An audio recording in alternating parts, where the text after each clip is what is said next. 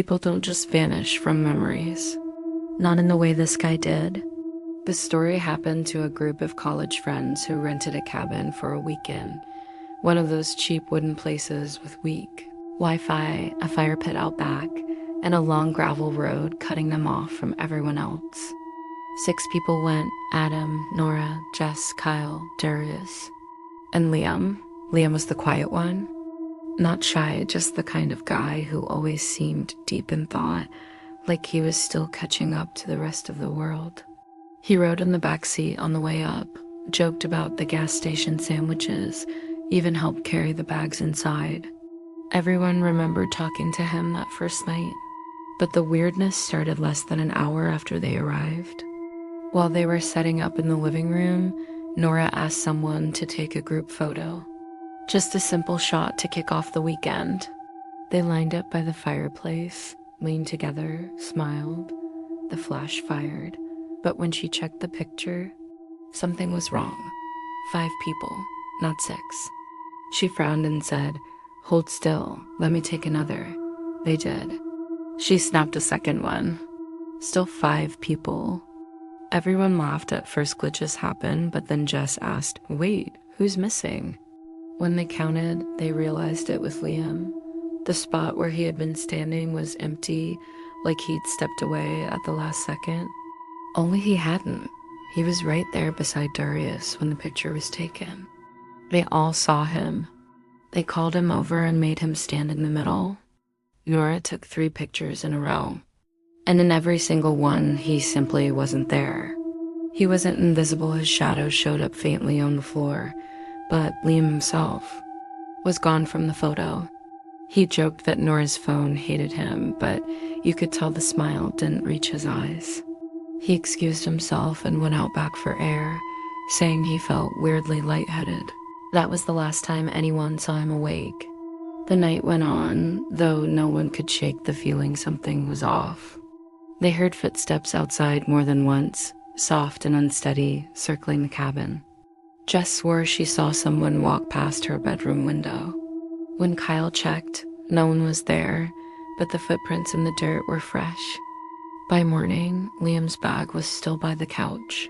His shoes were still by the door, his coat still hanging up, but his bed was empty, and his phone was lying on the floor beside it, screen smashed, as if he'd dropped it in a panic. They called for him, searched the woods, tried his number, nothing. Finally, they called the police.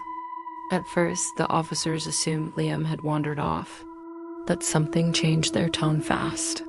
One officer stepped aside with the group and asked a simple question: "Can one of you describe the friend who's missing? Just so we know who we're looking for." So Nora described him, then Darius did, then Kyle, then Jess. And each time, the officer's expression tightened a little more. When they finished, he said, "We checked the registration. This cabin was booked for 5. And the owner says the original contract listed 5 names, none of which were Liam."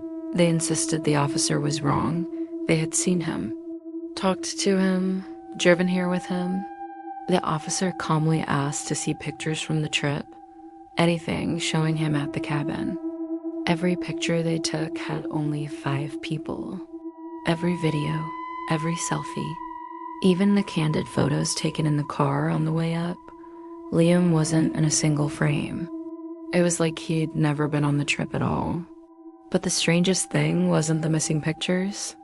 It was what they found later after they had gone home, after the cops had stopped searching, after the parents had started quietly asking if their kids were stressed or overtired.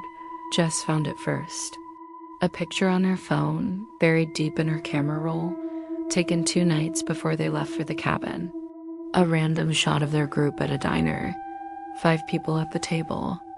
But in the reflection of the window behind them, there was someone else. Someone leaning in close, smiling just slightly.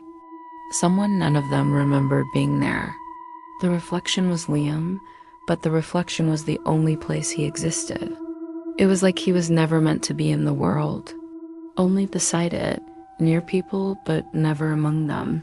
Whatever he was, or whatever he thought he was. The cabin made it clear he wasn't supposed to have gone with them. He wasn't supposed to be remembered. And the picture Jess found had one more detail, something she hadn't noticed at first. In the reflection, Liam wasn't smiling at the camera. He was looking past it, straight at Jess, like he was waiting for her to notice him, and like he wasn't gone at all, just finally where he belonged, watching from the other side of the glass. If you liked this story, drop a comment and let me know. Don't forget to like and subscribe for more.